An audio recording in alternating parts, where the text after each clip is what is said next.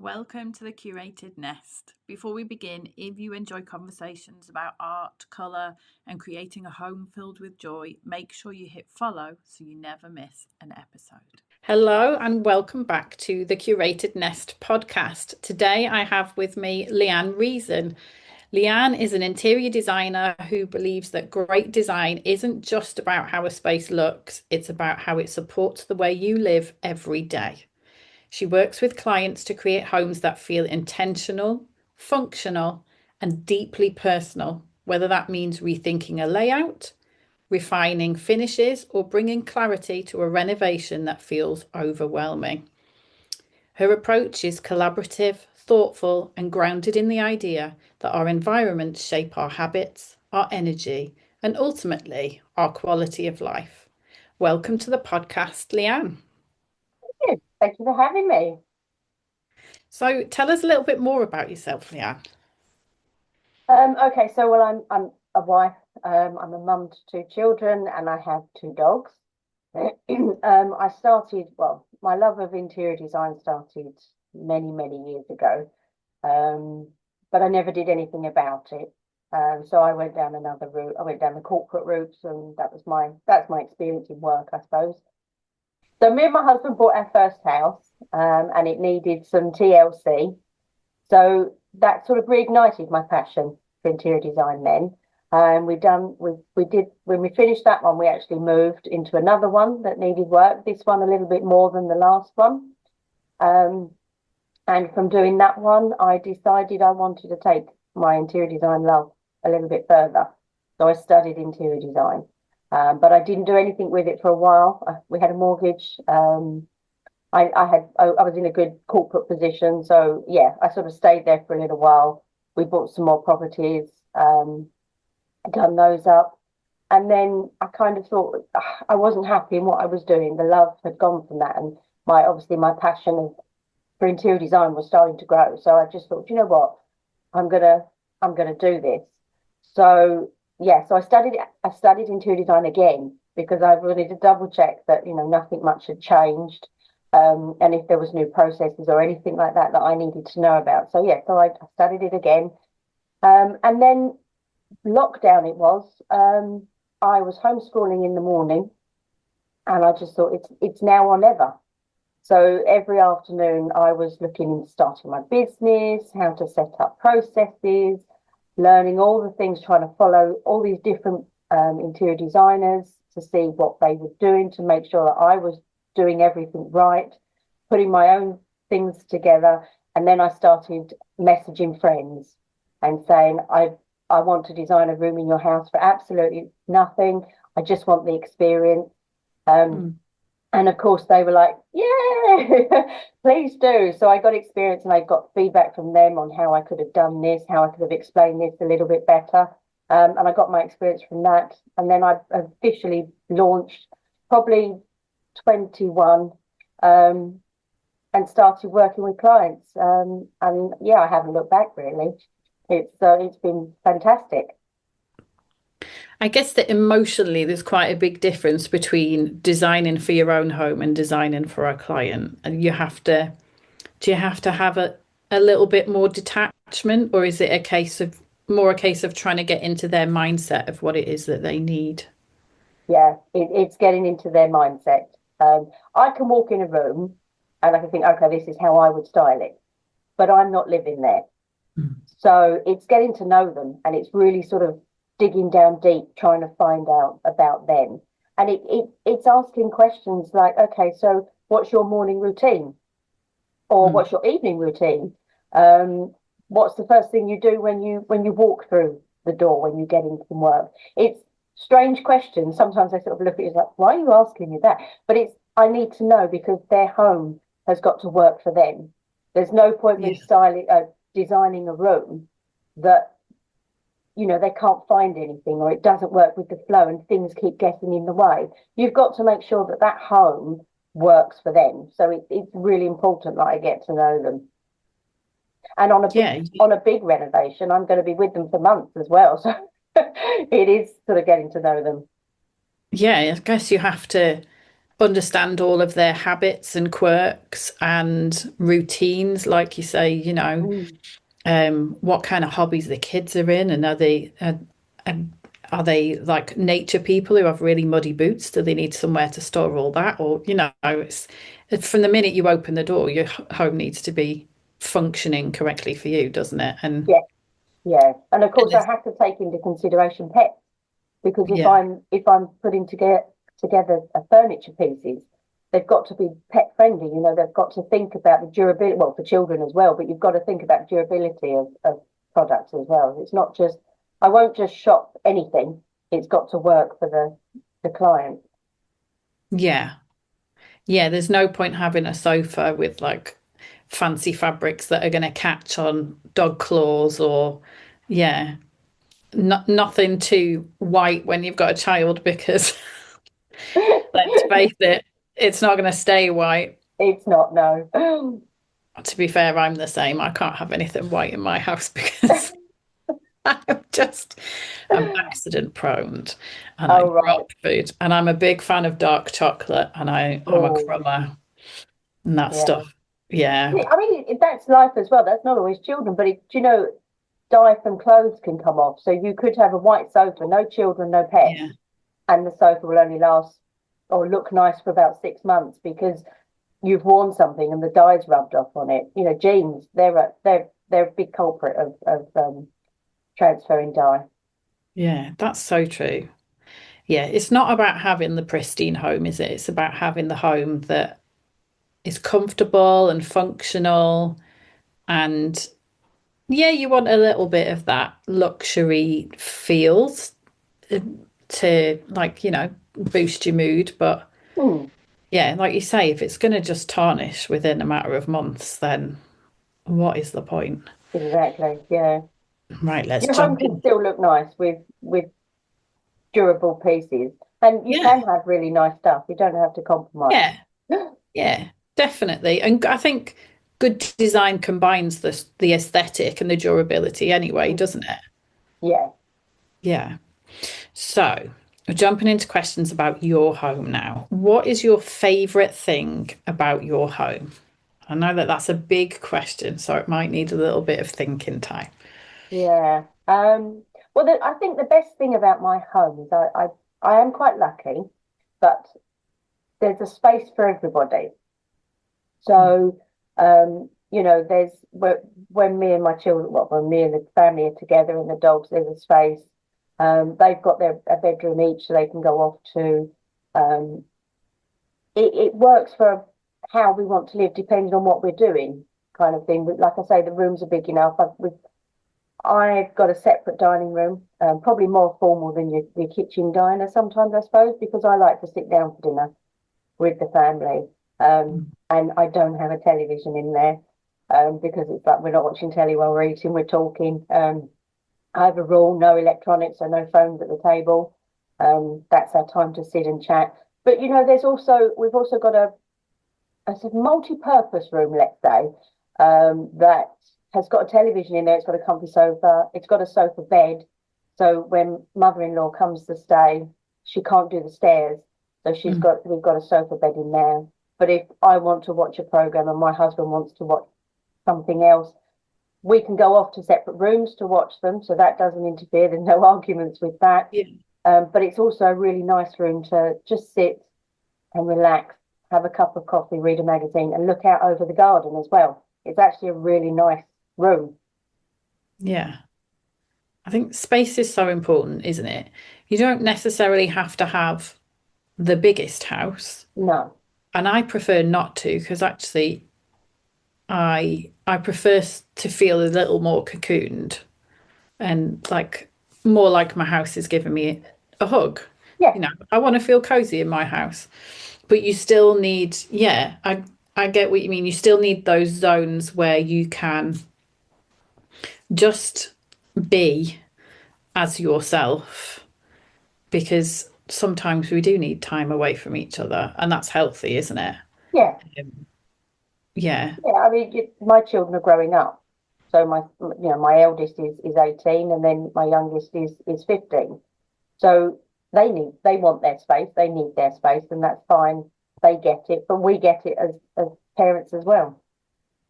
So, what do you think it is that turned your house into a home? Um, it's putting our personal stamp on it, really.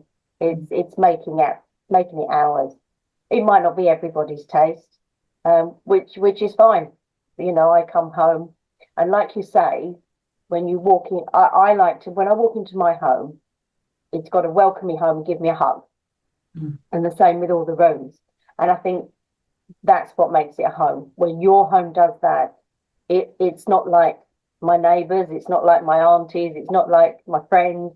It's mine, and it's makes me gives me that warm hug as I walk through a door. Hmm. And do you think has your house and the way you use it changed quite a lot as your children have gotten older? Because um, I'd imagine, the things they play with, the toys change and the habits change and the way that they sort of go about their day changes. So has that changed your sort of common spaces or more just their personal spaces? Yeah, it's certainly evolved. When we first moved here, they were both young. So the room that I told you about, that's a bit of a multi-purpose spare room and television room, that actually used to be their playroom. Yeah. So that was where just everything was. I mean, it was always like a bomb had gone off. But it's fine. They went to bed, I shut the door. I have a quick tidy, shut the door. I don't have to look at it. So that's evolved. That then has now become a more of a relaxing space. But also, yeah, their bedrooms. They used to in my office where I am now. We've got quite a long desk, and I used to share that with my son, and he'd have his Xbox. So that was a bit awkward at times when he's talking to all his friends and he's shouting at his friends because they're playing on the Xbox, and I'm trying to concentrate on something. But you sort of So then that he moved upstairs because he got that much older, and I could trust him and all of that on the being on his own. So that obviously had to change. And now I've got the office back. Well, I share with my husband now, but he's not here that often. And then my daughter had her laptop on the dining room table for quite a while, just so that I can be in earshot because you never know what's going on with the computers. Yeah. So yeah, and then now she's upstairs. She's got a desk in her room that she's allowed to sit there now. So yes, it's all sort of evolving. Even now, actually, we want to do some changes to the house for different reasons. So it's evolving again. Yeah. But I guess they don't, all these changes don't have to necessarily be enormous changes. They don't have to be big, expensive outlays on particular pieces of furniture. It's about kind of, do you think, do you think it's about like repurposing things and just having a bit of a move around and seeing what works and kind of experimenting? Oh yeah, oh definitely. You don't always need to buy new. You can repurpose items. Paint them. You can try painting them, or there's plenty of people out there now that will paint a bit of furniture for you. Just changing the handles on things can really jazz up an item. But it's moving stuff around for different rooms as well. I recently did a consultation with a lady who had a bureau, and it was her nan's, and it was really old. She didn't want to paint it, which was fine. I get that. She wanted to keep it as it was, but she didn't know where it would fit and how it would fit into her home because it was so old, and yet her furniture was quite modern. But Mm. she had a space on her landing, and it was the perfect spot because she didn't know what to do with it. So we sort of we put the bureau against this wall. We put some lovely pictures above it with a little lamp on the bureau to light up the pictures, and had a little chair put next to it as well. It was a really nice, cozy little space. And Yeah. she didn't know what to do with this space on the landing, and now she does. She said it's really nice to just sit there. She feels close to her nan, sitting next to this bureau, but it's somewhere quiet that she could just sit and just think or read or something. So yeah, there are little spaces you can put in. I don't mind mixing old and new, to be honest with Mm. you. My lounge, for example, is quite not contemporary. It's quite classic, Hmm. and it's cozy. But I picked up an old Louis VI chair a little while ago, actually, and I was going to have it painted and put new material on there. But when I put it in the room where I think actually, do you know, I like the worn look on it, the wood, where people have touched the arms, the paint's worn off, and the material's sort of wearing away. But I love that. It's Yeah. got history to it. So Yeah. even though my husband keeps saying, "When are you going to do that chair?" I'm thinking, not yet. It's part of its story, isn't it? It's Yes, part of the reason that presumably when you saw it, you fell in love with it, was that it has that sort of patina and that every little bump in it is like you say, part of its history, part of mm, something that's happened to or with the chair. yeah, Yeah. I think there's a real art to getting the balance right between the old and new and mixing different kinds of furniture and textures. And I guess that's the the bonus of working with an interior designer is that you've got the experience, but you've also got the vision to sort of step back and see people's homes in a different way. Whereas when we live in them all the time, you get used to everything being a certain way. Actually, it's quite difficult to see the potential. yes, yeah, it is. And people play it safe sometimes. I'm working with a couple at the moment, um, and they want to stop playing it safe. They want something different. They know what they like, but they always just stick to the safe. So the same colours, the safe colours, the same furniture because well, it works with there now. So they keep it, but it's not what they want. It never feels right, but they're just not Mm. brave enough to try something a little bit different. So I'm working with them at the moment. Mm. So do you find that when you obviously you have lots of conversations with them and you ask them all of those questions, and then do you go away and create sort of a mood board so that people can see what your vision is for the space? Yeah, yeah. Yeah. So I we discuss obviously, like you say, it's asking all the questions.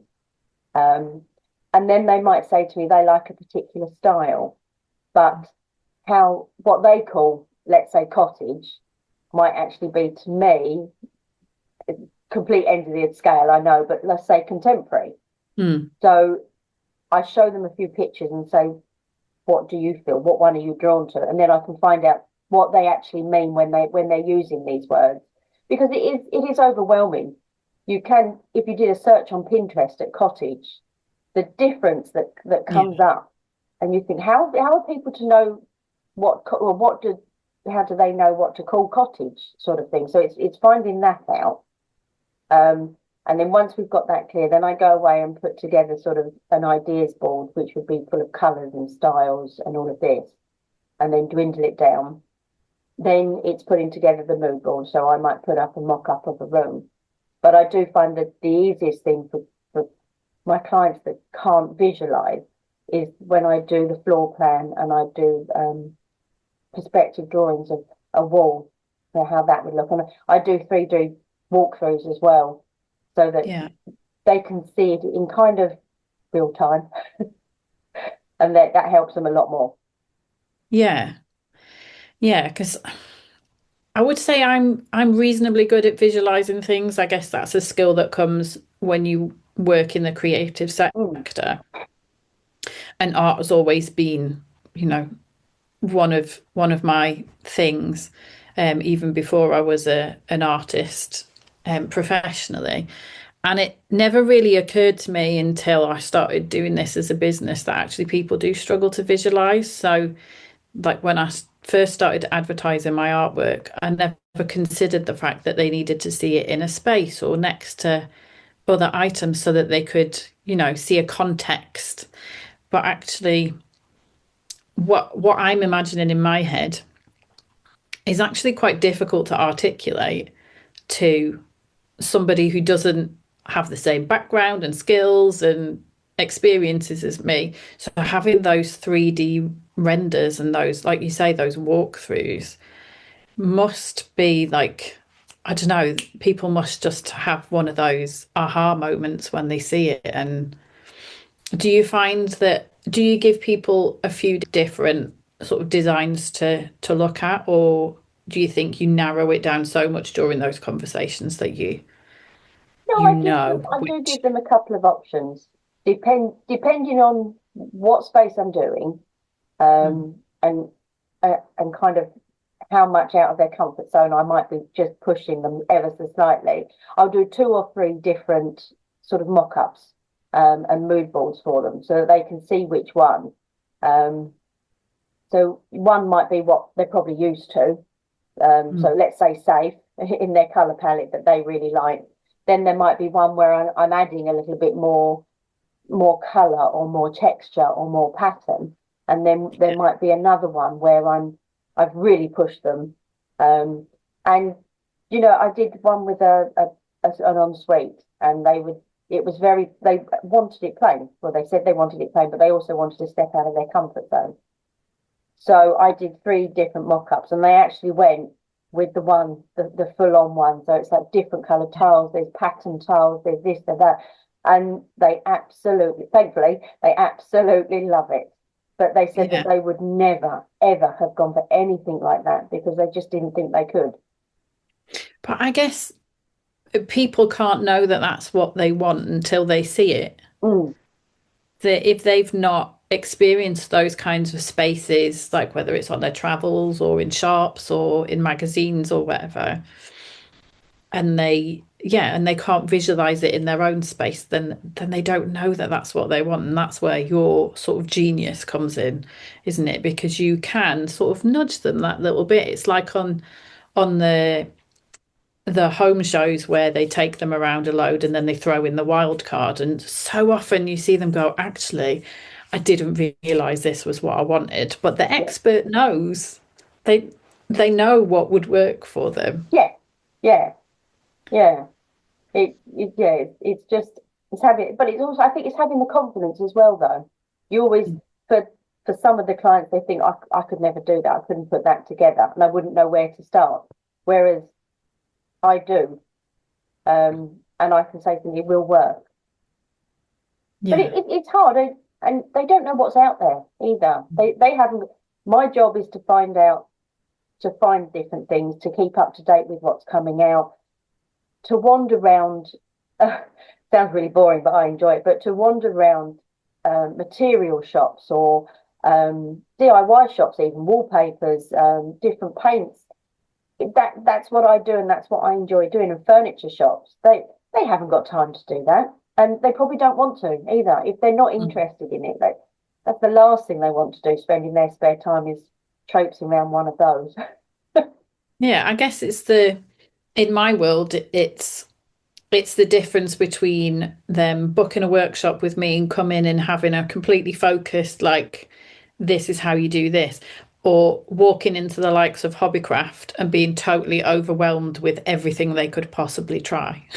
Yes, If they just walk into the shop where everything is, they're probably not going to choose anything. But if they come to the workshop, they know that they're going to come away with a great experience. And yeah, that's yeah, because I can, be selective and choose things that I know will be a great experience in the same way that you can pull together from everything um, and make those things work rather than that total overwhelm. Like yeah. I love going into art shops and into home stores and all the rest of it, but it's not for everyone, is it? No, it's not. But And to thank be goodness. fair, Otherwise, exactly. what would we do? But to be fair, it's overwhelming for me. Mm, I will walk around places when I'm looking for my home that and it's like, oh, I like that. Oh, I like that. Oh no, I like that. Oh no, that's nice. And then you think, now I've got to choose because they won't work together. And I do like a vast range of styles as well. So I then have to sort of, it's like, come on, Leann, what style do you want this room to be? how do you want it to look and feel? You have got to narrow it down. But because I see so much, it is that, oh, lots of pretty stuff everywhere that I love to keep finding new stuff coming out. And I have to sort of calm myself. So, I mean, I get overwhelmed with my home. So if you haven't got, don't know where to start, or you haven't got an idea, it's really overwhelming. Yeah. Yeah, definitely. You can definitely fall into the trap of being the magpie, can't you? And like you say, just being so excited about everything that you see, but it's that skill and that power of the selection and the knowing how to combine things. Yeah. Yeah. So do you have a favorite accessory or piece of artwork in your home? Excuse me, I do have a piece of artwork. My husband bought it for me a couple of years back now. It's actually the cow with horns. I can't think what they're called now. My brain's gone fuzzy. So it's the big cow with horns with all the long fur, and it's a hand painted Highland one. cow. Yeah. And he saw it in a garden centre. Well, we was in a garden centre. We saw it, and I was like, "Oh my God, that's amazing!" And he went back a couple of weeks later and he bought it for me. So I have to Oh, say that's my favourite piece of artwork. It takes up almost one wall in my living room. oh wow. So yeah, I'm quite pleased with that. I call him Boris the Bull, not after Boris, but I just Boris the Bull. That's, I love that when we do get really attached to something, we do start to kind of like humanize them, don't Yeah, we? Give them their own little personalities. yeah, Do you think it's your favorite uh, because your husband was so thoughtful and he went back and got that for you as a special gift? yes, Or do yeah, you I think do there's a that, mixture and of like you'd really connected with it as soon as you yeah, saw it? I think yeah, I mean I love those balls anyway, but it was such a lovely painting, and yeah, I see quite a lot of these paintings, but not one that actually sort of I went wow kind of thing. Um, yeah, so it's that I really liked it, and then obviously he went back and bought it for me. Obviously, I've been the Very good well wife. done. Yeah. Yeah. Oh, well done, that man, for going back and getting it. Um, so what's your favorite room? Is it the room that Boris the Bull is in, or is it something else? Um, yes, I think it probably is because that's my living room, and like I say, it has a really cozy feel to it. We've got a log burning fire, so this time of year, it's absolutely lovely. We light the fire, we have the fire going, curtains are closed, um, and yeah, it's just really nice and cozy and snuggle up on the sofa under a blanket to watch a film or something. It's yeah, I think it's got to be my favorite room. I think when we connect with a space, well, it is for me anyway, it is about how you feel in that space, isn't it? It doesn't really matter how fancy it is or, how much you spent on the sofa or Mm, whatever. It's about how you feel in that space, isn't it? yeah, yeah, and that's what I want to give to my clients. Whether they want to feel, if it's an office, they want to feel energized and motivated to keep going, or it is a living room that they want to feel cozy and happy. And for example, the ensuite, they wanted to feel happy when they went in there, that it woke them up in the morning, and they really enjoyed being in there. Um, yeah, it's different rooms, different feelings, but that's what I want to create for all my clients. Yeah, if you're going into that ensuite first thing in the morning and you're able to work with an interior designer or select things that create that mood of happiness, that's going to have a huge impact on your life, like as a whole. Like you're Mm, starting your day in a different way. yeah, um and just, yeah, getting into the right mood from the moment you get up. That's see Yeah, I find it really exciting that the way we organize and color our spaces can have such a massive impact on our well-being. like you're saying, like I'm sat in my office now and it's blue and it's pink, and not everybody's going to like this pink. My husband's not a fan, I don't think. He painted it, but he was like, I don't really care what colour you're doing it because it's your space. Yeah. And I wanted a space where I felt sort of the blue is there for more, the deep blue is there more for the kind of coziness that I want to feel in here, but then the pink's kind of like energizing, like you say. Mm. I don't want to feel dull in this space because this No. is where I'm creating all the things for like my website and my emails, and that's got to have a certain energy about it because I really want it to connect with my clients. And if I'm in the wrong energy, then that's what I'm sending out, and it makes a Yeah. huge difference, doesn't it? Just what Yeah. space you sit in. Even the chair Yeah. that you're on. Yeah. Yeah. Exactly. Where is your happy place? I would have to say it's a strange name, but it really is called this. It's Sandy Balls in the New Forest. So it's a like a holiday park, and it's got Ah, lots of log cabins there. And yeah, me and my husband have been going there for years. Um, we've been together 30 odd years. And I'd say we've probably been going to Sandy Balls for about 25 of those years. So yeah, it means a lot to us. okay. But it's so relaxing there. It's so nice.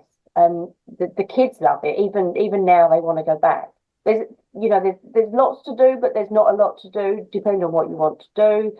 The dogs can go everywhere, long walks over through the New Forest. They've got all the wild horses, the wild pigs, the wild donkeys. Me and my daughter normally go off horse riding as well. So yeah, I'd say the New Forest. Yeah. So you get your piece there, but then, it's something that a wonderful space you can share with all the family Yeah, as well. And you all get to, I presume it's a place where you've made a lot of memories if you've been going there for that long. yeah, yeah. Yeah. So is there any element of that that you bring into your home, like whether it's colours or like photographs of holidays and things like that? Um, Probably just the like the natural colours, the greens. I mean, I do like green. And I do like the feel of nature. So I do try and bring that in, I suppose. Yeah. And Yeah. I mean, obviously, just looking at where you're sitting now, you have got you green and you've got the natural wood behind you and you've yeah. got some foliage with the candles as well. So you can tell that you are a nature person. And forests have got this kind of magical, kind of fairy tale feel to them, haven't they? Like Yeah. the way the light twinkles between the branches and they're forever changing with all the seasons. The smells are just incredible, all the little sounds and everything. Um, yeah, I love being in the forest. The forest is my daughter's favourite place to be. Oh, I really? sort Yeah. of I love being by the coast, but the recently when I've not been able to get to the coast as much, I have absolutely loved walking through the trees. Yeah. And that's, I mean, you can see that through my artwork because most of what I've been doing recently has been woodland kind of stuff. But yeah, there is always that kind of fairy tale sense about being Mm. among the trees. Yeah. Oh, you Mm. might not be able to see it, but the wallpaper in my hallway, which is right behind me, is actually all tree trunk. It's all trees. So my Oh, hallway's got this theme of trees as well. But I've got a big picture in my dining room of a forest with a path going through, and obviously there's all trees either side. yeah. It's black and white, but it's still trees. Someone once said to me, "Why do you like trees so much?" I was like, "It's just nature. I just like being out and walking around the woods and that." And they said, "Apparently it means you're a lonely person." I was like, "Oh, okay." Never thought of it like that. Never thought of it like that. No, I wouldn't. I would not agree with that. No, I no. I think perhaps people who are at ease with themselves and happy to be on their own for a period of time enjoy walking through the forests and just kind of soaking up those, the full sensory experience. But a lonely person, I don't like that. Yeah. No, We'll I get don't we'll think that. get rid of that I wouldn't call person. We don't. myself a lonely person. But it's nice, No, yeah, it's nice no. walking through the forest. I want you now to imagine your dream home and have a think about what that would be like, sort of where it would be set, what kind of rooms you would have, what your garden would be like. Does it bear any resemblance to where you are now? Do you think where you are now is your dream home and you just got like put these little finishing touches to it? Um, it's where I am now, it's close. So I do live sort of in the country. So there is lots of fields around me, as well as lots of houses. I'm not on my own. Um, I would like a little woodland area at the bottom of my garden, which I haven't got. I would really like a boot room so that when the dogs come in muddy, it all's contained in there, other than when they come in the front door and just run up the hallway, and it's just oh, it's like all that cleaning. Um, so yeah, I would really like a boot room, and I've got a downstairs shower purely for mother-in-law, but I would like a doggy shower as well. Um, that would make it a lot easier. But I think no, I'm quite happy where I am at the moment, actually. Yeah. Yeah, because I'm lucky. We can go on nice walks. Um, we've got a couple of little local pubs. The town is sort of 15-minute drive from me, so I'm lucky I can drive and I can pop to there. But I'm far enough away that it doesn't impact on my home life or anything. So yeah, I'd say I'm quite lucky as where I am at the moment. Yeah. So you get a good balance of, if you need the town, you can get there, but actually you have quite a quiet space to be and Mm, you're not kind of bombarded with the noise. yeah, yeah, Yeah. That sounds good. Just a couple of little tweaks to make. Once you got that boot room with the little doggy shower in, you'd be made. exactly. I mean, we've got fish, they don't make that much mess. I should have stuck to fish. Yeah. Yeah, we don't really have much in the way of pets, but my my mum and my stepdad have got a couple of dogs and they've got cats and things, and I can definitely see, especially in this weather, how like a boot room and a space, like you say, to contain that mess with the transition from outside to in can be, yeah, really important. Mm, My brother and I took my mum's little dog for a walk the other week, and I mean, she's got quite long hair and she just got caked in everything. It wasn't even that rainy a day, but she just was a mess. And so my brother was like grabbing onto this tiny little dog, trying to keep her contained and shove her in the bath. She was not happy about it. But yeah, a boot room with a doggy shower would have been perfect in that scenario. yeah, definitely. They do like getting in the mess, and one of mine loves to walk through muddy puddles, and she seems to find them. I try and look out to make sure that I've got her on the lead, and she's not. She just seems to be able to get into them. We're going to jump into the quick fire questions now. Oh So right, it's okay, it's a this or that kind of thing. So I'll give you a choice of two things and you just shout out what your instinct's telling you. okay. Okay, so the first one is classic or modern, Classic, maximalist or minimalist. minimalist, Oh, country or city. country, Yeah. Swimming pool or games room. games room. Chef or cleaner. Oh my, cleaner. Yeah, I mean, if if your dog's getting muddy, that's probably a good idea. Yeah, And then final one, following trends or following instincts. following instinct. Yeah. Yeah, trends come and go, and they can go so quickly. If you designed a house around a trend, it would date quite quickly.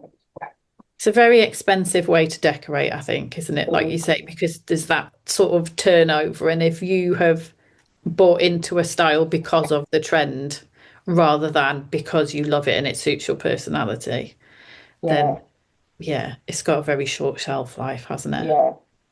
Yeah. And some trends are just not suitable for daily life. Some are just god awful.